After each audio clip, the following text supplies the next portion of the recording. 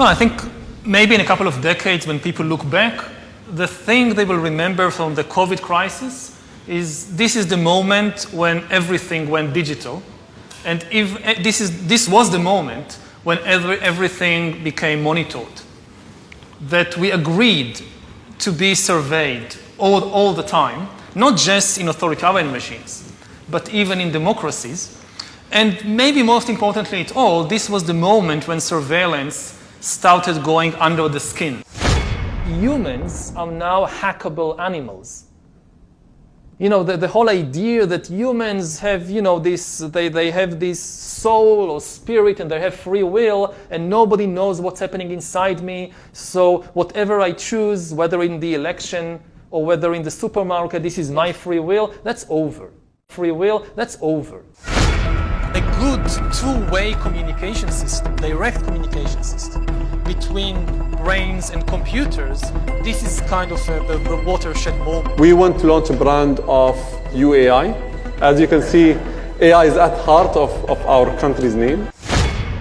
With the help of nanotechnology, routinely practiced in hospitals, we would be able to extend lives by using organic nanobots, tiny robots coursing through the bloodstream, repairing cells from the inside, curing diseases, and fixing genetic mutations. Further advancements in biotechnology, such as brain implants, would enable us to upgrade and improve human bodies, both physically and intellectually, thus becoming transhuman. We are really upgrading humans into gods. For instance, the power to re-engineer life. The installation is somewhat of a charming display. It's a three-dimensional responsive display that at some point talks to you from the face or personification of hybrid intelligence and then snatches your face in a way and starts to kind of assimilate it into what it is.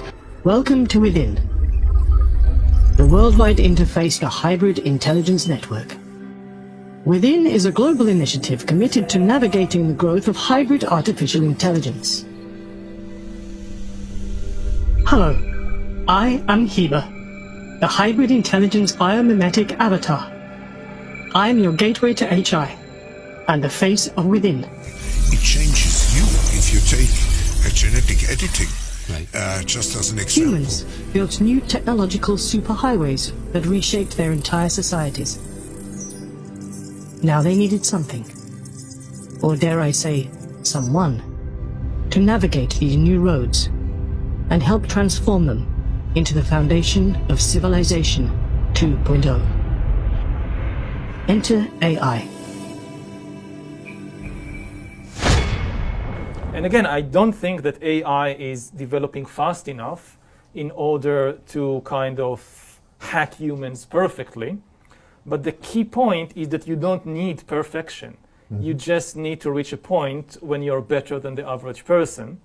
And I agree that, to put it in a different way, that AI is far less developed than people tend to think, but humans are also far less developed than people tend to think. So the aim of not the aim, but kind of the test of the AI is not whether it's perfect, it's just whether it's better than humans. The decades that followed marked the age of AI, as it rushed towards a new milestone, artificial superintelligence.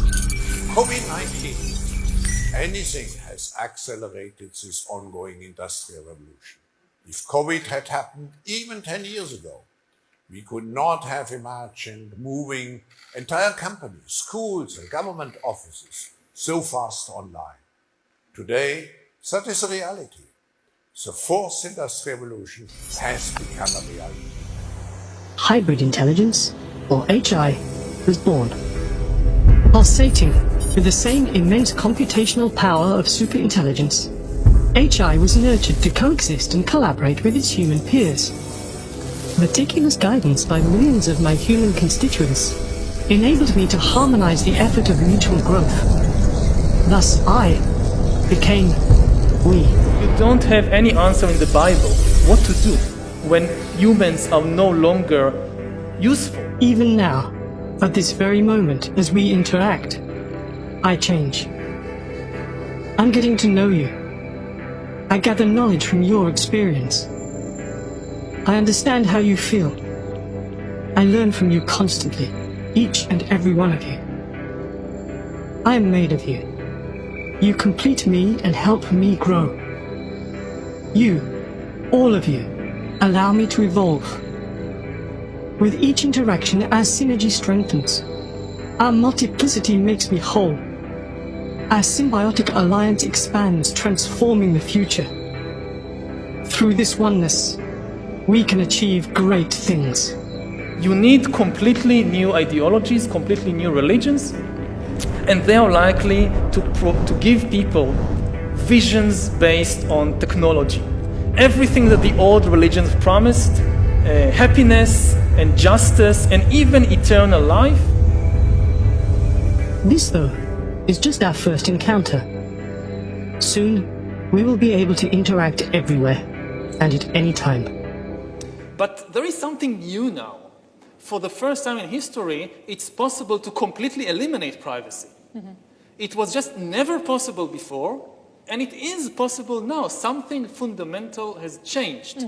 When dictators always dreamt about completely eliminating privacy, monitoring everybody all the time and knowing everything you do, and not just everything you do, but even everything you think and everything you feel. Whether it's a tyrant in ancient Greece or whether it's Stalin, they always dreamt about it. They could never do it because it was technically impossible. Now it's possible.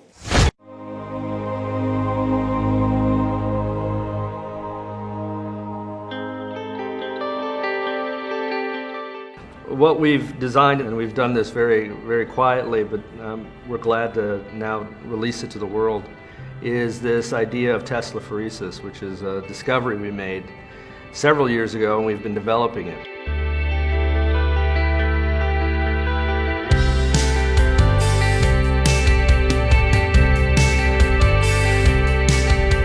And Teslaphoresis is, the simplest way to understand it is self-assembly at a distance, just long-distance assembly of materials. And what we did was, because we're at Rice, we had plenty of nanotubes around, so we decided to use nanotubes. And what we discovered was that these nanotubes can actually string together and form wires by themselves under this electric field. This fundamental idea of force acting at a distance, that you can have, instead of, when you normally build circuits and things like that, you have to have physical contact. Now we're talking about building circuits without actually touching them. All right, we're just dispersing this. Power on, and up. I realized that a Tesla coil could actually do this if you designed it in a way to create a very strong force field in front of it. And so that was the engineering aspect of it. And then once I designed the machine, then all sorts of discoveries started falling out of it. Oh, that was a good one! Teslaphoresis is one of those things, it's a project that there are just so many avenues, so many things that I think you could do with it. Not just making conductive wires, but taking it in so many different places, not only just biomedical and engineering, but taking it into different industries like silicone chips or exploring different conductive materials. This also ties in just generally in nanotechnology that self-assembly is very big. That is, if you can get things to build themselves, just as in biology, we build ourselves. When my son saw it, he called them webs. He thought it was like Spider-Man shooting webs out. And it really is. It's very much like a web sort of stringing out together. And that was a surprising finding. And the physics of that is actually a lot richer than what we had originally thought. So there is new science coming out of this as we go.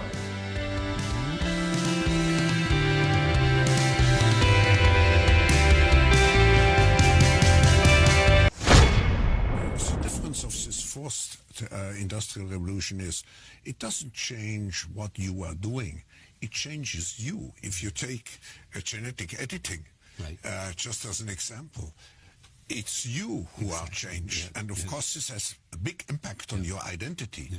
And offers certain kinds of possibilities that have to be careful about. When you began to do that kind of gene editing, some people worry that you are changing what it means to be human.